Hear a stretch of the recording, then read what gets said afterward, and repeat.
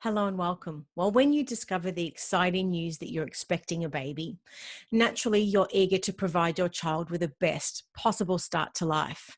But with endless amounts of gadgets and continued introduction of new technologies means there's no shortage of shiny new things to be excited about using and of course filling your nursery with.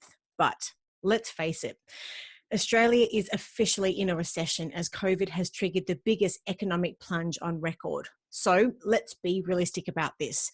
Human beings have successfully procreated and parented newborns for thousands of years without the need for the newest and best version of everything available in the market. So, how can we establish what items are deemed as essential on our purchase list and what items can we do without, which most definitely would help, of course, with a family budget? Now, to help ascertain what these items are, we welcome our special guest, Karen Faulkner. Now, Karen is a registered midwife of 30 years, child and family health nurse, a baby sleep consultant for 20 years, and holds a degree in psychology among a long list of other qualifications. Now, her passion is helping families through what she knows can be a very challenging and emotional time. Thank you for joining us. How are you? I'm very good, thank you, Rachel, and thank you for asking me to do this this video podcast with you. Oh, well, I'm just very grateful for your time. And of course, as I was just mentioning in the introduction, discovering that you're going to be a parent is an incredibly exciting time, nonetheless expensive. And so to begin with, I mean, throughout your 30 years experience working with new parents, what have you found is the biggest mistake parents make when fitting out a nursery? I think it's, first of all, when you go into a baby shop, particularly the baby shop that sells all the prams and the cots and everything, it is overwhelming the amount of choice there is. And often the sales consultant will talk you through the things that she says that you need. And you're like a deer in the headlights. And it really is just, this overwhelm that you're feeling. And you're thinking, well, if other mums are using this stuff, then maybe I do need all these things. So there's a bit of peer pressure here. And it's, through social media, through, your mother's group, friends, etc., family. And there's this need to buy everything that's in these stores, everything that you see on Instagram. And because you think you actually need these things, but on the many visits that I've done to families, and I've been home visiting for over 30 years now, I'd say about 2/3 of the items have never been used. And just think about what money you could save, never mind the environment, etc., etc. Mm-hmm. Yeah. I'd love to know from your perspective, do you think that parents are too quick to just go out and buy everything because they're excited? Yes. And they Yes. may not take the time to plan, which mean that they can end up changing their mind about purchases or Absolutely. just doing that impulse buying. What are your Yes. thoughts? Absolutely. This is a big problem. You need to write a list.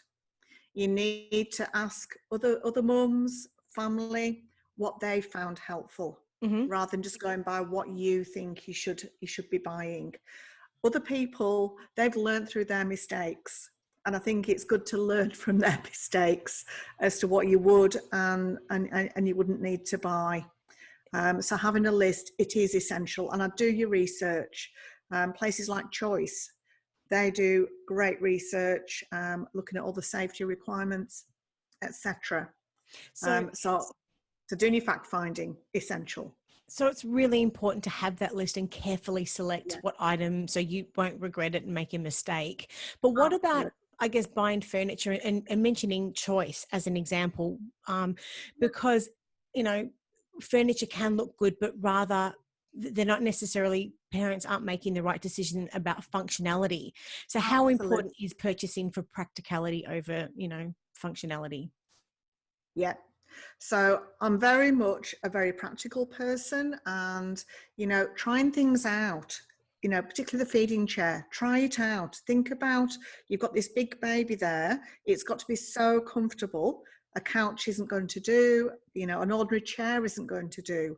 A feeding chair will actually help you with your breastfeeding. But even looking at a safety as well, if you're going to buy things off things like Gumtree or eBay, etc.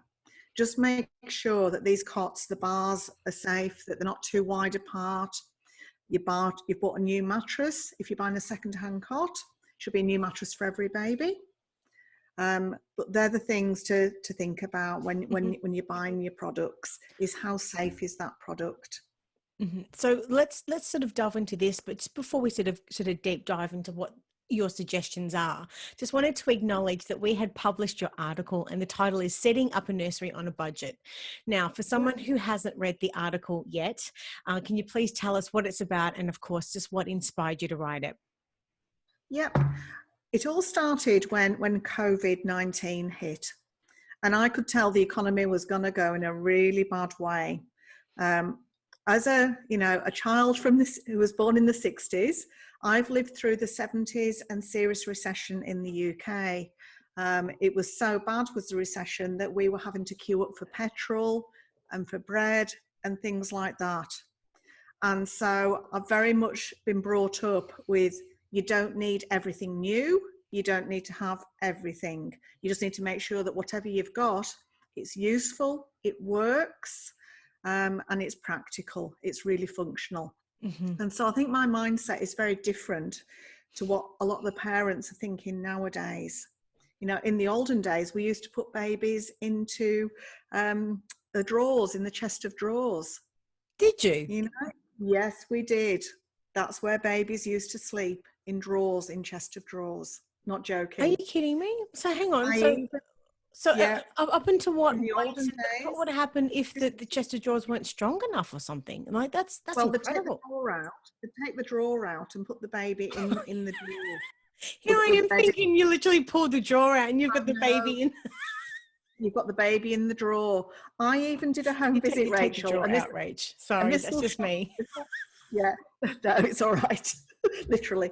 So I even did a home visit once to a family that there were students from overseas, and their baby was sleeping in a suitcase because they had no money to buy a cot. And it was a safe suitcase. It couldn't fall out of there. So sometimes thinking laterally, yeah, works. So I'm just establishing for anyone that didn't understand what I was laughing. Those are random examples, I know. Yeah, no, it's okay. I just needed to clarify. So it's not necessarily that they had taken the drawer out and they had the baby sleeping as the chest of drawers were standing there. They took the drawer out and they had the drawer out and the baby slept in the drawer. Yes, I understand what you're saying now. Sorry, of course. Yeah. I just didn't think about that logically. So it was my fault. But I understand what you're saying, that when times are hard, that you have to find creative ways and safe ways of ensuring the baby has somewhere to sleep that is, I guess, surrounded and secure with walls around the baby. I understand. Yeah. There's actually a scheme in the UK and in Scotland, I'm not sure whether you've heard of it, where they give the parents a cardboard box that is cot shaped, and they put all the items in this that a low-income parent would need, and they give them these boxes because it's better to use that than it is to co-sleep, etc. Yes. And do they still do that now, Karen, or that was in the past? No, this is now. So in Scotland, they brought it out in the last 2 years. It's a special baby box that looks like a cot, but it's made of cardboard. Incredible. And they actually give them to low-income parents to sleep them in. I think it came originally from Scandinavia, this idea, because I think that's what they do over there.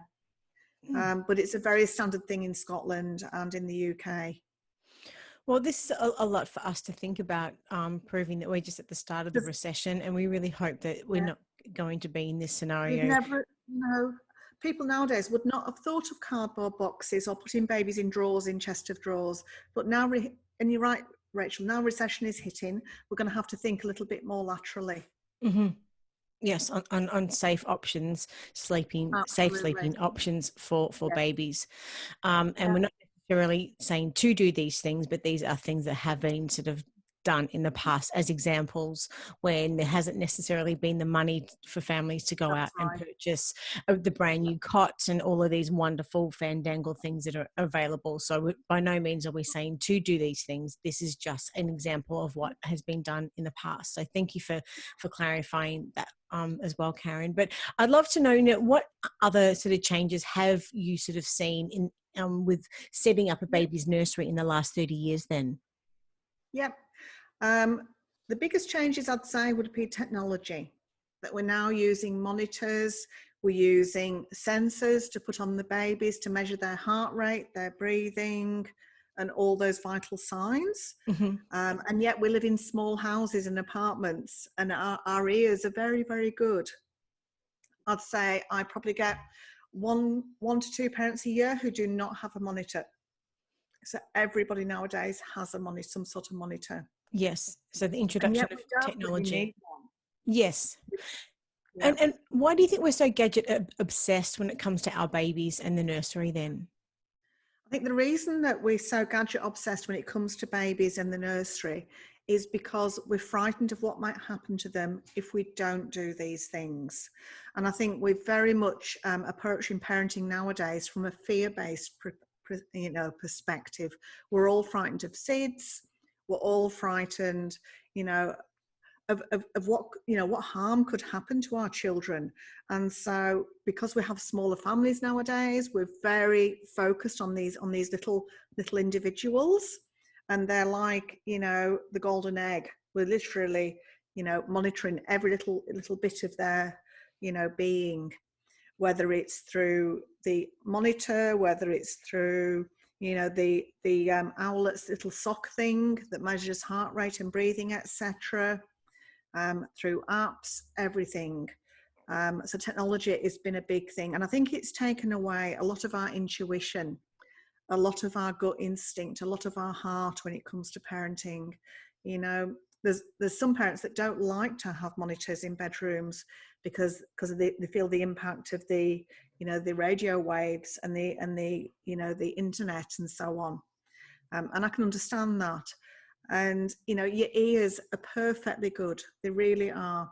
You know, in 30 years of working as a midwife and nurse, etc., I've never seen a SIDS case in a cot ever, which in 30 years is like quite remarkable. And particularly if you knew the areas I used to work at in Manchester and in Melbourne, very low socioeconomic. You think I'd have seen one.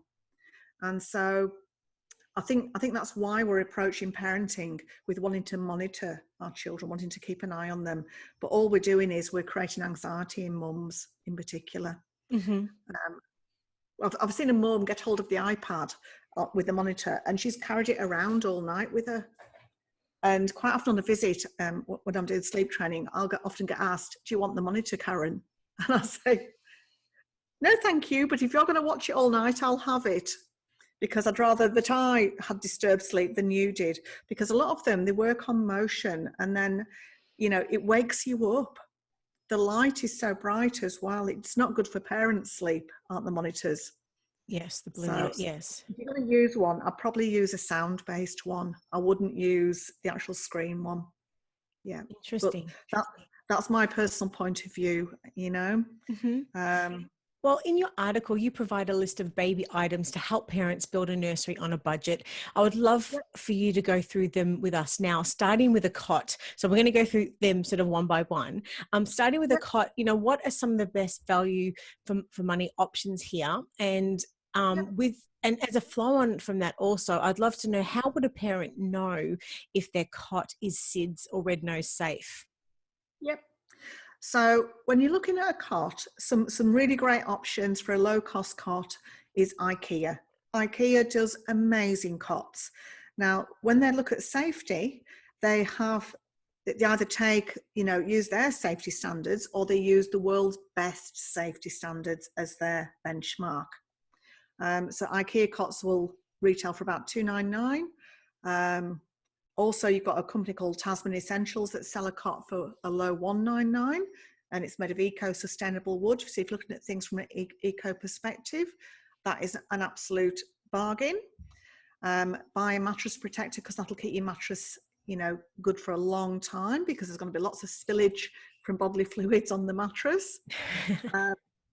And you mentioned that if you buy a secondhand cot, that you need a brand new cot mattress. I mean, why is that the case? Yeah. So they found that the actual the changes in the cot mattress increase the risk of SIDS. And The there was firmness is the firmness of the mattress. it's the firmness as well, but there was actually something happening with the mattress itself. It was producing some sort of environmental pollutant that they thought might have an impact on SIDS. But it's just making sure that it adheres to SIDS guidelines, that you've got a new mattress, it's a firm mattress, that it's a new mattress for a new baby. It fits the cot as well. You don't want any gaps down the side. And it's really important that the baby is safe in that cot. Don't use cot bumpers. They're not safe at all. SIDS don't recommend them. Don't use pillows. Don't use doonas. There should be nothing in the cot apart from the baby.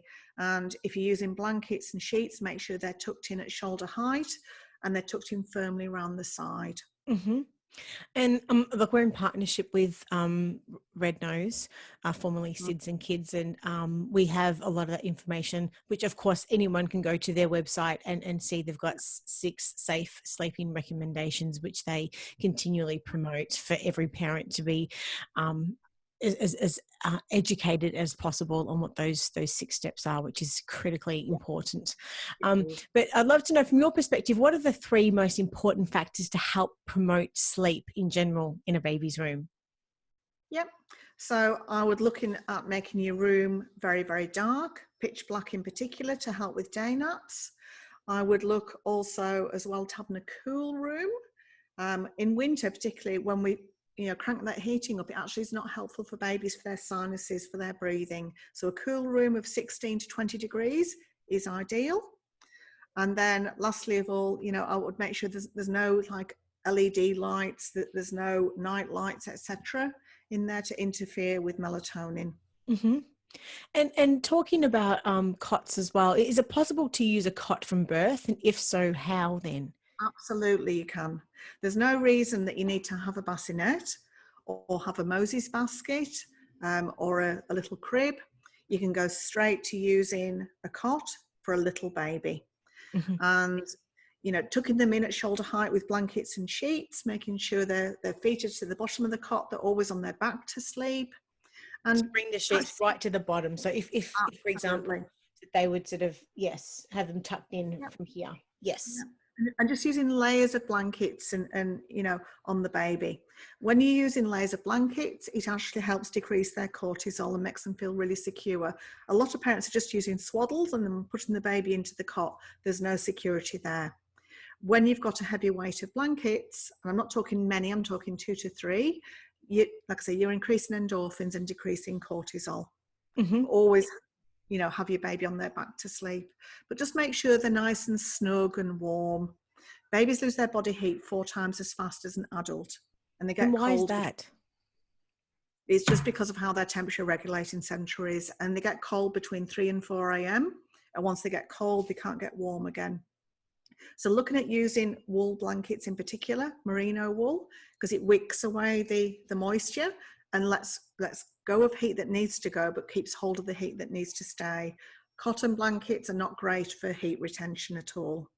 That's interesting. So cotton is not necessarily a great option for a blanket that's going to keep a baby warm right throughout the night.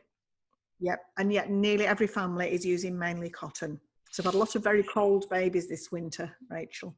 Very interesting. So with making choices for blankets, wool is the best option. And if a family can afford merino wool, if you have a choice. Is that right?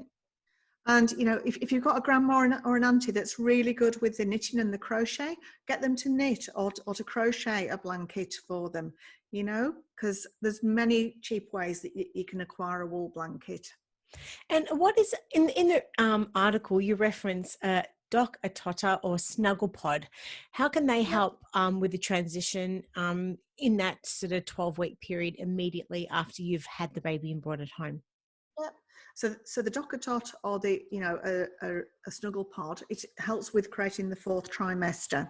Now, from a SIDS point of view, it's a bit of a grey area, and I don't think SIDS are awfully keen on them. But as long as your baby can't, get trapped around the foam bit, around the side, It can be a really helpful thing to use in a cot. So just to clarify, is the snuggle pod the how do you tot? How did you pronounce it? Docker tot. Docker tot. Are they SIDS They're recommended? not. They're not. Okay. Okay, that's Not. really good to know. Okay.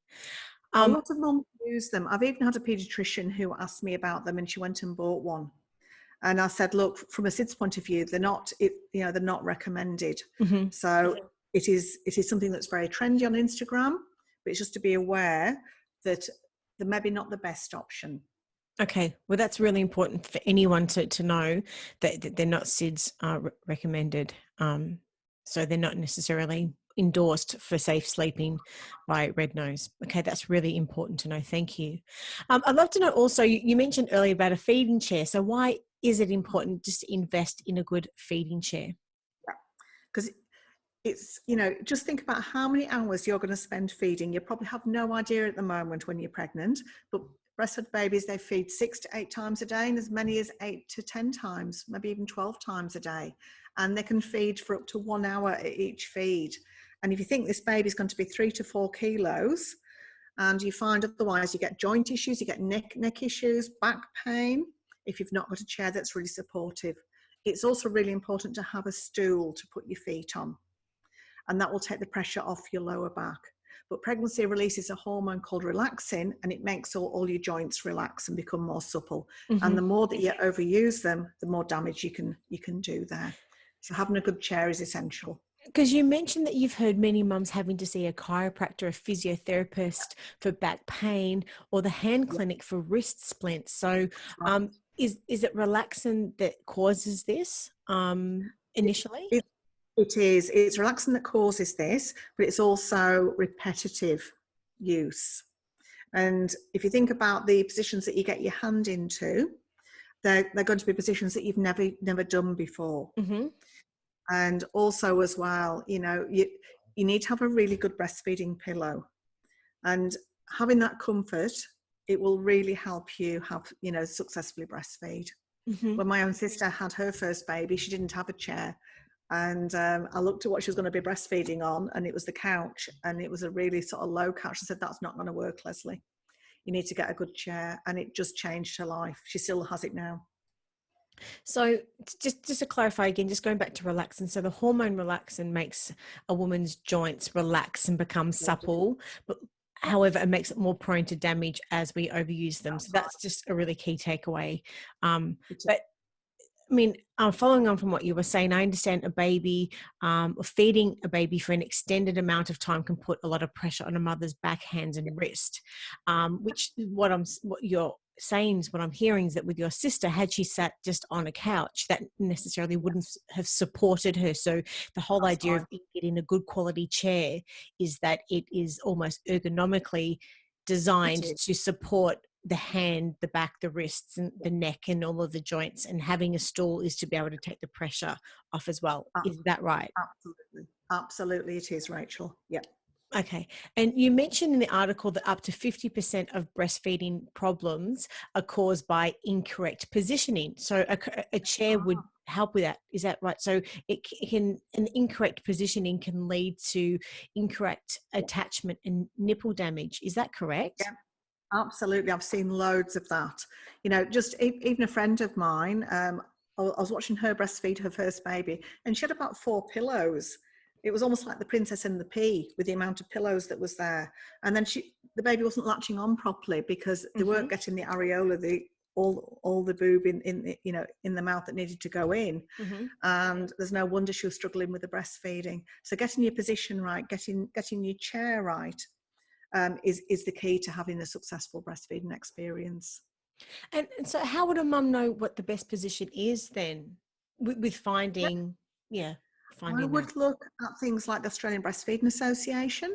They have some great detail aids on exactly what position he should be breastfeeding in, and latching the baby as well. So that'll be the first place I'll be going to for information. But also as well, I've written blogs about this. I've got many blogs on this very topic. Yeah, which of course will have the link through to your website in the show notes also. Absolutely. And so if a mother feels comfortable in her feeding chair, will that help her milk flow more freely? Totally. Totally, it will.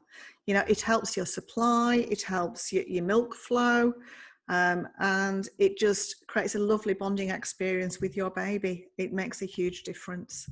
Okay, so we've established the cot, the sleeping. Now, Yep. and any questions with that to be directed to Red Nose, and of course you've got articles on that, and so does Kittypedia. The second one would be a comfortable feeding chair. The third thing, I'd love to know what's your advice, and how can families save money with a chest of drawers as well?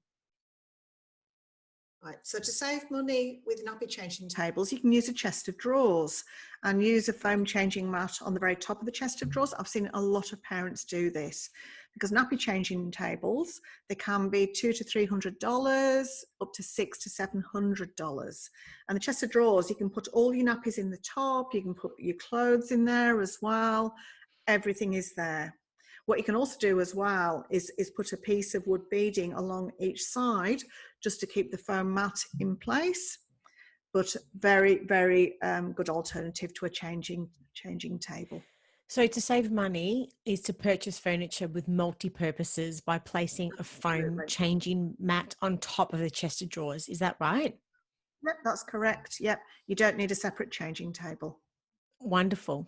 The next thing that you mentioned in the article is the bedside table and reading light. So how does dim lighting help trigger melatonin and to help transition from day to night? Yep. Yep. So there's so many bedrooms when the nurseries, when I first go in there, there's no chair to read the stories in for the baby before bed, which is really important for the wind down for the bedtime routine. And there isn't often a little table lamp there. So you just need a little table with a little lamp on it, and it'll just help to start the wind down to the end of the day, but also to trigger melatonin. If you've got the bright light, you don't trigger melatonin. You've got to have dim light to help trigger that melatonin. So that would really help your bedtime routine. Okay, so a really good quality bedside table and reading light is something to consider as one of the essential things to when sort of building a nursery on a budget. And Yeah, what's your cost-effective tip for block out blinds or curtains also? yeah. I've got some really great ideas for a cost-effective way of making your room dark. So tin foil is really easy to apply. You can stick it on with masking tape, or you can actually stick it on the window. You just wet your window pane and stick the tin foil on. Make sure it overlaps on the sides. But that is a really cost-effective option to So make your tin room. foil on the window as Yeah, a block out blinds as a yeah. cost-effective method. It works really well, really cheap, and it gives 100% darkness. That's incredible. All right, that's a great Mhm. tip.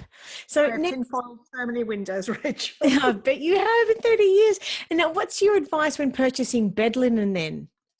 Yep. So as I was saying before, I'd always use natural fibres because they're breathable. And these include cotton, bamboo, merino, wool. Mm-hmm. But the more layers that you can have with wool, the warmer the baby's going to be.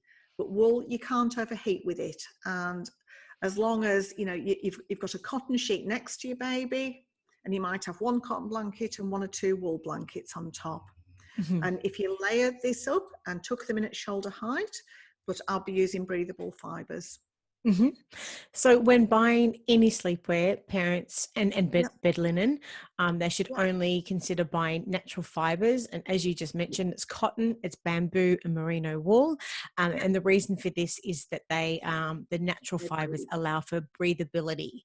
And I just wanted to re-clarify whilst we're sort of back on this topic now about keeping your babies warm. You mentioned that babies lose their body heat four Yep. times as fast as an adult, and they get cold between 3 and 4 a.m.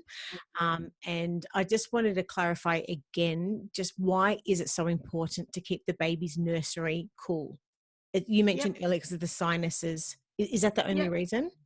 No, it isn't. We all need a cool room, and that includes babies, to be able to trigger sleep. If the room's too hot, it doesn't help them go to sleep. Mm-hmm. Think about yourself on a really hot summer's night, and you struggle, you toss and you turn, and you've got to have a low body, room temperature to help the body trigger sleep. It's just Mhm. part of the sleep process. And you've mentioned earlier that cotton is a poor heat retainer, It is. and that instead they should consider the natural fibers, and that being mainly wool for blankets. Is that right? Yep, yep, absolutely. But like I said, get grandma or auntie out with the knitting needles or the crochet hooks and get them to make something for your baby. I actually crocheted my sister her baby's first blankets, and out of Australian merino wool, and it's super warm. They're lovely, Yes. and And I think then we've lost a lot of that sort of stuff, And grandmas and aunties, they love to knit, but they're great for heat retention. I must say that every time my mum's found out that someone's having a baby, she's like, right, Yeah. okay. And she like, goes and digs up the knitting needles, and Yeah, it's just something I they always love say, to do. yeah, bring back the aunties and the grandmas and the knitting needles. I think we've lost a lot of that, and then these babies are not warm enough, particularly this time of year. Yes, and just keep on sort of drilling at home that cotton Yeah, does not retain heat. So it does not retain heat. yes. And so what advice do you have for basic baby clothing as well? This is something else that you mentioned Yeah, in the yeah, article. yeah. So have one on the baby, one in the wash, and one in the drawer. And I would not buy too much of the first size. I'd buy more the second size, because you'll find a lot of people buy things that the first size for your baby, and you Mhm. don't want to end up with loads of stuff. And I buy items that could be used for either gender, so it's gender neutral stuff, and you'll be using a lot of white things, but use things that are not too expensive, because you're going to get this punami explosion at 2 or 3 o'clock in the morning, and you don't want your best clothes to be ruined with the punami. So bonds, most of the shops like Target and Kmart, etc., they do very cost-effective baby clothing, so you don't need to spend a fortune.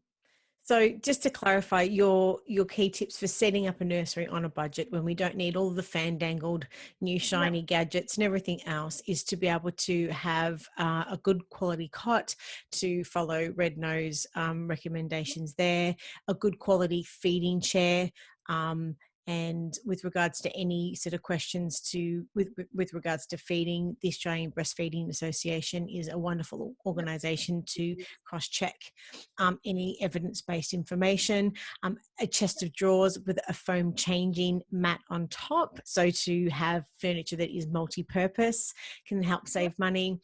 A bedside table and a reading light is very important for long feeding nights, and also to ensure that the melatonin, the dim lighting is going to help the baby sleep.